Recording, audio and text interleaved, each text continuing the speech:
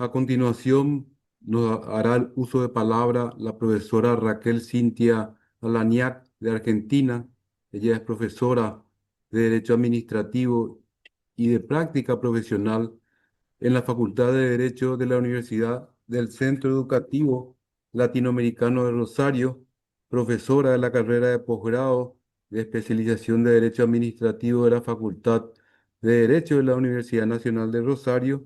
Ha sido juez federal de primera instancia en los tribunales federales de Rosario y es miembro del Tribunal de Arbitraje del Colegio de Abogados de Rosario. Es autora de varias obras jurídicas en el ámbito de la ciencia jurídica y su ponencia nos toca hoy sobre las contrataciones públicas y las implicancias normativas. Adelante, profesora Raquel. Bueno, muchas gracias, Gabriel. Bueno, para mí es un placer, agradezco muchísimo poder participar de este seminario muy interesante. Gracias al doctor Celorrio, gracias al doctor Chase Plate, gracias, Gabriel, a Pablo Schiavi y a todos los profesores que me acompañan. Bueno, el tema que estuvimos conversando con el doctor Celorrio, para que yo lo tocara de un modo muy general, porque no hay tiempo material para hacerlo de otro modo, es las implicancias normativas de la contratación pública tal como están previstas en el capítulo 12 de este acuerdo interino entre la Unión Europea y Mercosur. Bueno, en este acuerdo tenemos algunos objetivos generales, de los cuales voy a rescatar los que se refieren a contratación pública y que después van a ser traducidos en el capítulo de contratación, y que es precisamente la necesidad de una apertura transparente, competitiva, de los mercados de la contratación pública entre ambos bloques, mecanismos y ágiles y eficientes, esto es un punto fundamental para resolver controversias, y procedimientos eficientes para todos los operadores económicos, sobre todo las pymes, y en cuanto a que se preserva la capacidad de cada una de las partes de aplicar sus propias disposiciones legales y reglamentarias que regulan la actividad económica en el interés público. Y esta cláusula no es menor porque implicará para las partes aplicar sus propias normas de contratación pública, más todas las adecuaciones que deban ser necesarias realizar con sus implicancias normativas para cumplir. ¿No se escucha? ¿Se escucha? Te escucha, te Ah, escucha, perdón. te escucha Bien, perfectamente. gracias. Para cumplir con los objetivos generales del acuerdo y con los particulares de la contratación pública. Por supuesto que para las contrataciones públicas cubiertas. El capítulo 12 en el acuerdo interino y el capítulo 20 en el acuerdo de asociación es el que nos trata las contrataciones, que tiene 29 artículos del 12.1 al 12.29 con una serie de anexos que comprenden la Unión Europea por un lado y otros anexos que comprenden cada uno de los estados del Mercosur. Entonces tenemos anexo 12A Unión Europea, 12B Argentina, 12C Brasil, 12D Paraguay y 12E Uruguay. Porque es importante quizás comprender la estructura del acuerdo para el que no esté familiarizado con el mismo. Entonces, vayamos a los objetivos específicos de la contratación pública. Bueno, enfatiza el procedimiento de licitación pública como procedimiento transparente, competitivo y abierto, y ya vamos a ver las excepciones a la licitación pública. Pero es interesante referirme solo un segundo al artículo sobre definiciones, en tanto, tomando yo como referencia a la Argentina, puede ser importante ver la terminología aplicable.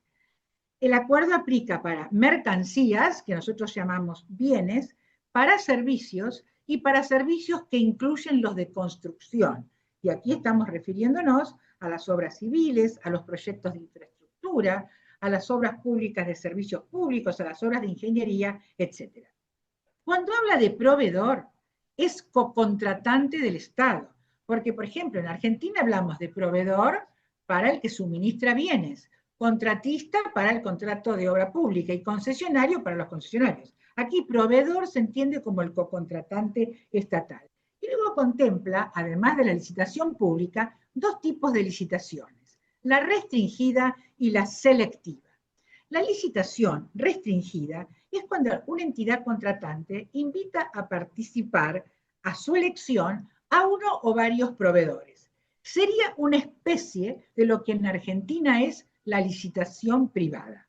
Y por otro lado, la licitación selectiva es cuando la entidad contratante invita a participar a proveedores que ya han sido calificados en una etapa de precalificación donde requirió solicitudes de participación y estos oferentes las presentaron y que han quedado calificados conforme a sus condiciones técnicas, financieras, económicas y demás previstas en los pliegos por la entidad contratante. Ahora bien, ¿cuáles son las contrataciones públicas cubiertas por este acuerdo?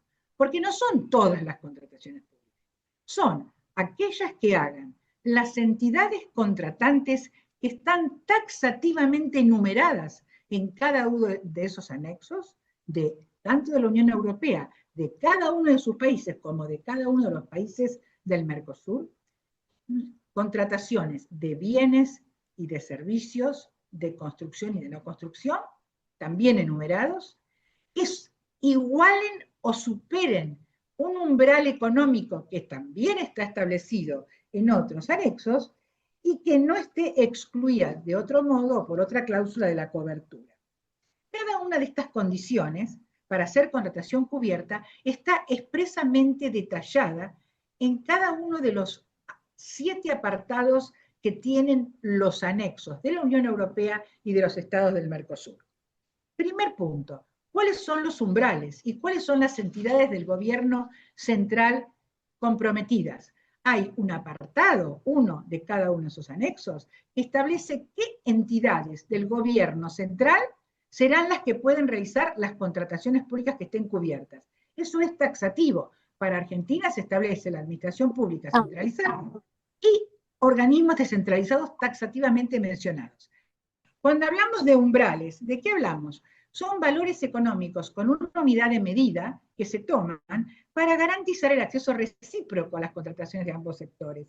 La unidad de medida son los derechos especiales de giro, que publica el Fondo Monetario en sus estadísticas financieras internacionales.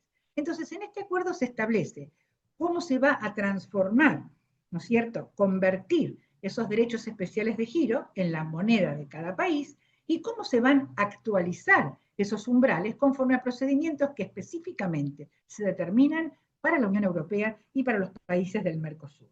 Yo les doy un ejemplo. En pesos argentinos actualmente, el derecho especial de giro equivale aproximadamente a 1.876 pesos argentinos, con lo cual hay umbrales para contratos de mercancías y servicios y umbrales para contratos de servicios de construcción. En la Argentina, para mercancías y servicios, bueno, tenemos hasta el año 5 de vigencia del acuerdo 800.000 derechos especiales de giro, o sea, aproximadamente 1.500 millones de pesos para este tipo de contratos. Número de derechos especiales de giro, cantidad que va bajando conforme el avance de los años. A partir del año 16 en adelante, serán por 130.000 derechos especiales de giro. Y para servicios de construcción, o sea, para obras públicas, hasta el año 5 de vigencia del acuerdo, tenemos 8 millones de derechos especiales de giro, lo que equivale, les digo para tener una noción comparativa, a 15.000 millones de pesos, o sea, contratos por aproximadamente 10.500.000 dólares. En el apartado 2 tenemos entidades del gobierno subcentral, o sea, ¿qué pasa con las provincias, con las regiones dentro de cada uno de los países? Bueno, están indicadas cuáles serán en la Unión Europea. En el Mercosur, en algunos países sí, pero en Argentina y Uruguay, se dice que el gobierno argentino nacional va a iniciar consultas con los gobiernos provinciales para ver y poder incorporarlos a los contratos que tengan cobertura. Siempre que haya un nivel satisfactorio de cobertura, que será aquellos gobiernos provinciales que generen por lo menos un PBI interno nacional no menor al 65%. Hay un procedimiento de consultas que se está estableciendo por 2 años y de no llegar a un nivel satisfactorio, la Unión Europea y la Argentina, en su caso, o el Uruguay, realizarán consultas para ver cuáles son las consecuencias de la aplicación de este capítulo a los contratos. Demás entidades abarcadas no las tiene Argentina ni Uruguay sí las tienen muchos países de la Unión Europea. Luego se habla de cuáles son las mercaderías abarcadas y sus excepciones, cuáles son los servicios diferentes de los de construcción y sus excepciones. Ahí tenemos los servicios profesionales, de informática, de investigación relacionados con la ciencia y técnica, de consultoría, de telecomunicaciones, servicios relacionados con el medio ambiente. Luego, los servicios de construcción, a los que ya me referí, y por último, las notas generales que cada país ha puesto, la Unión Europea y los estados del Mercosur. Y en esas notas generales, les comento las de Argentina, una de ellas es que no se aplica este capítulo de contratos para respecto a las ventajas o preferencias que tienen las pymes para mejorar oferta, preferencias de precios o cuotas de mercado. Bueno, esto es muy particular en la Argentina, porque quiero comentarles que el presidente Milei, cuando asumió, dictó un decreto de necesidad de urgencia 70/23, que derogó la ley de compra argentino, que establecía preferencias para empresas y productos argentinos y para pymes en las contrataciones. O sea, que nosotros no tenemos en la actualidad una ley de preferencias para pymes. Y este acuerdo, precisamente en la nota respecto de la Argentina, dice que la Argentina deberá dictar entonces una ley que establezca cuál es la tipología para ser una pyme, una ley general y no solamente aplicable a las contrataciones públicas, y que toda pyme europea podrá registrarse como pyme en Argentina siempre que cumpla con los requisitos de la legislación argentina. Muy bien, tampoco se aplica en la Argentina este acuerdo a la contratación pública precomercial y a las concesiones de servicios. Bueno, vamos a ir a alguna de las incidencias normativas. Por ejemplo, ¿cuándo se puede aplicar otros procedimientos que no sean licitación pública ni licitación selectiva? Bueno, ahí están puestos en el capítulo de Argentina, y lo estarán en los capítulos de demás países, nosotros los supuestos en que podemos contratar directamente, de acuerdo a nuestro sistema contractual nacional. Sin embargo, hay dos supuestos de contratación directa previstas en Argentina, como puede ser contratación por razones de urgencia, o la contratación de obras de arte, científicas, o de productos que tengan patentes, ¿no es cierto?, o privilegios, en los que deberá hacerse licitación restringida con el concepto que les comenté antes. Bien, cláusula de no discriminación, bueno, no tiene nada para comentar específicamente.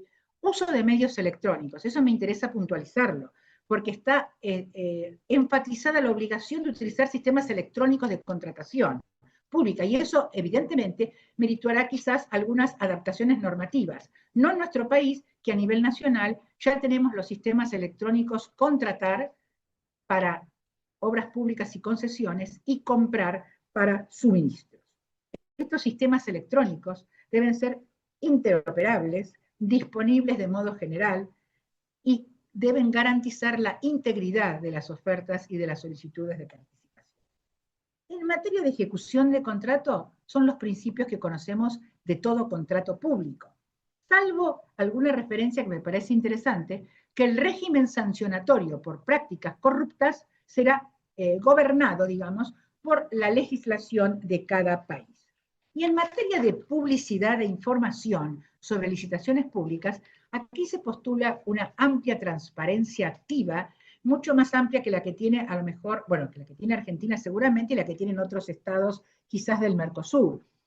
Se establece cuáles son los medios oficiales de comunicación, electrónicos o impresos, en donde deben comunicarse todos las regulaciones, las reglamentaciones, fallos judiciales, cláusulas típicas que hacen a contratación pública. Y por otro lado, otra incidencia normal. Eso está indicado en cada país cuáles son los medios. Fíjense que en la República Argentina, Boletín Oficial y Oficina Nacional de Contrataciones. Y después, otra incidencia normativa son los anuncios de licitación pública, de la licitación pública prevista para un contrato especial, que deben ser publicados en un punto único de enlace en la Unión Europea y un punto único de enlace en cada uno de los estados del Mercosur, circunstancia que también debe ser ayornada para poder cumplir con el acuerdo. Y además, algo nuevo que no existe en nuestro país, la publicación de anuncios de contratación pública programada, o sea, futuros planes de contratación pública que los estados tienen obligación de publicar cada año fiscal con las fechas posibles de publicación de sus anuncios de contratación. Cuanto a las condiciones de participación, no veo ninguna diferencia. Licitación selectiva, ya le he comentado, y llegamos a las listas de usos múltiples. ¿Qué son estas? Son parecidos a los catálogos de proveedores que tenemos en la República Argentina a nivel nacional y también a nivel provincial. Pero hay unas incidencias normativas que deben cumplirse, por lo menos en mi país. Deben publicarse anualmente, debe invitarse anualmente a proveedores interesados a formar parte de las listas, deben estar disponibles en medios electrónicos esas listas de modo general.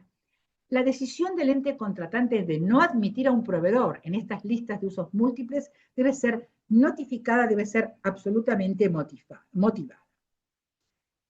Llego así a las especificaciones técnicas de las cuales se refirió el profesor Jaime. Es clarísimo lo que dice. Solamente deben elaborarse en función de requisitos funcionales y propiedades de uso, no en función de características descriptivas, y deben estar basadas en normas o estándares internacionales.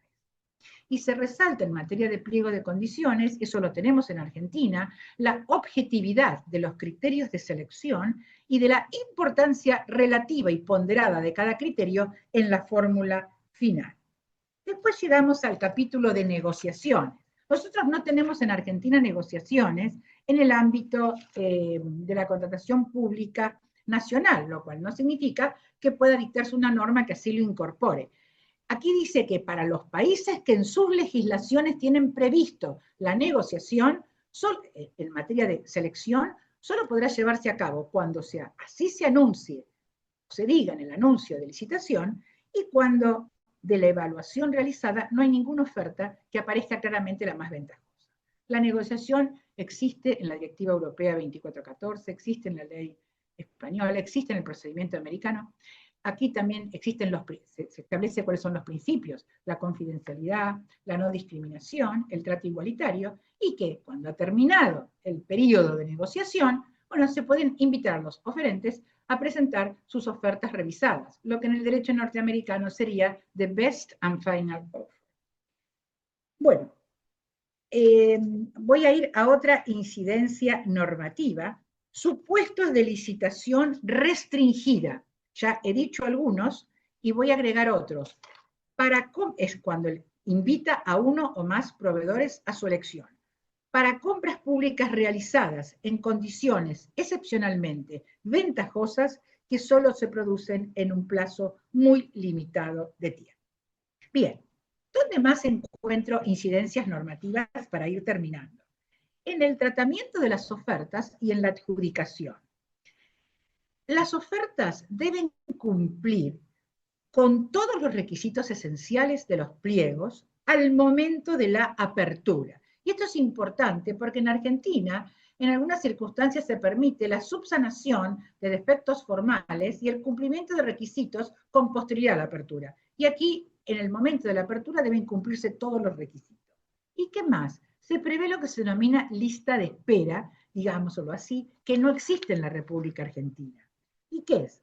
Si por razones imputables a un proveedor no se puede firmar el contrato dentro de un plazo determinado, o el proveedor, por ejemplo, no brinda la garantía de ejecución de contrato, o incumple con algunas de las condiciones del contrato, el contrato puede adjudicarse al que siga en el orden de mérito de ese proveedor, o sea, a la siguiente oferta más ventajosa. Bueno, esto requiere adecuación normativa. Y además, para los oferentes no seleccionados, eso también requiere adecuación. Existe la obligación de explicarle particularmente las razones de su no elección, así como las ventajas comparativas de aquel que resultó seleccionado. Y llego así, para ir terminando, al artículo en una carrera muy galopante, al artículo 1225, que es el procedimiento interior de revisión, que me parece interesantísimo, porque establece que cada parte establecerá, o sea, si no lo tiene que establecer, o mantendrá procedimientos de revisión administrativa o judiciales que sean oportunos, transparentes, no discriminatorios. ¿Para qué? para que un proveedor que se sienta lesionado por una infracción al capítulo de contrataciones por parte de una entidad contratante o por el incumplimiento a las medidas que en general se establecen para cada parte, para cada país, pueda impugnar dentro de una contratación en la que tiene un interés. Entonces, ¿cómo es el procedimiento? Primero, el procedimiento de negociación entre la entidad contratante y el proveedor que quiere presentar un reclamo. La parte a la que pertenezca, el Estado al que pertenezca la entidad contratante, tiene que procurar que busquen una solución acordada. Si no es posible, la entidad contratante debe examinar ese reclamo de manera imparcial, bueno, oportuna, y no debe afectar ese reclamo a la participación del oferente en otras contrataciones, en curso o futuras. Eso es importante, porque en Argentina hay pliegos que impiden la presentación en otras contrataciones si tiene una impugnación en esta. Y el proveedor tiene que tener un plazo razonable para presentar su impugnación. ¿Impugnación contra qué? Contra la resolución inicial que dé la entidad contratante sobre el reclamo del proveedor. Esa resolución de la entidad contratante debe impugnarse, debe poder impugnarse ante un órgano administrativo o judicial independiente de la entidad contratante. Y en el caso de que no sea un tribunal, bueno, su resolución deberá ser revisable judicialmente. Si es un órgano administrativo independiente o una autoridad independiente, se establecen garantías procesales muy importantes, como si fuera un órgano judicial. La entidad contratante debe contestar por escrito la impugnación, derecho a ser oído, derecho a ofrecer y producir pruebas, derecho de acceder a todas las actuaciones, derecho a ser representado y derecho a una decisión oportuna, en tiempo razonable, por escrito y motivada suficientemente. Y esto nos lleva, o me lleva a mí, a pensar en normas nuevas contractuales latinoamericanas que ya han previsto órganos independientes para resolver controversias, ya sea en el periodo de selección o en el periodo de ejecución contractual. Y me remito, por ejemplo, a Panamá, que tiene la Dirección General de Contrataciones Públicas, que es un órgano independiente de las entidades contratantes, para resolver las controversias durante el periodo de selección y antes de la adjudicación del contrato. Y luego el Tribunal Administrativo de Contrataciones Públicas, que es el que entiende de todas las impugnaciones contra actos de adjudicación o de declaración de desierto de la entidad contratante. Y sus decisiones, por supuesto, recurribles ante el Fuero Judicial Contencioso Administrativo.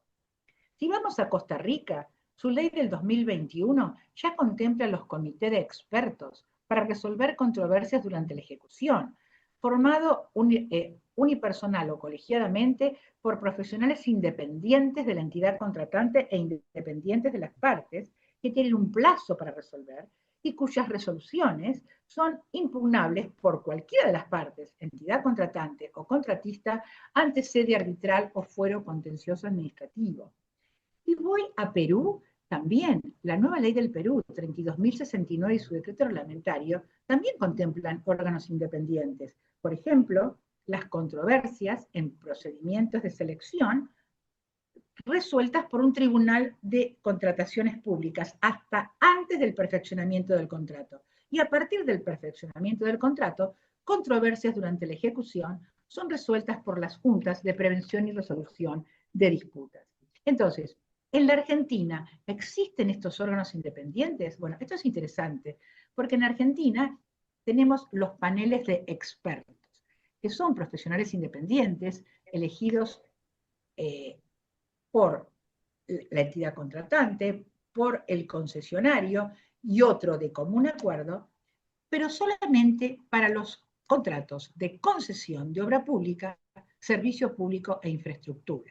Estos paneles de expertos emiten recomendaciones obligatorias para la entidad contratante o para el concesionario, según sea el caso, que son impugnables ante la sede arbitral o sede judicial por quien se considere lesionado por dicha solución. Bueno, creo que esta es una oportunidad para poder implementar para estas contrataciones cubiertas este tipo de órganos independientes y, bueno, en la Argentina Muchas gracias. también abarcarlos a otros tipos de contratos. Bueno, Finalmente, que en estos procedimientos de revisión puede haber medidas provisionales que se pueden otorgar a los proveedores para que pueda seguir teniendo posibilidad de participar más allá de la impugnación, que pueden tener carácter suspensivo, y eso también implica una modificación normativa, y deben motivarse las razones para no otorgarse estas medidas, y también medidas correctivas indemnizatorias en su caso.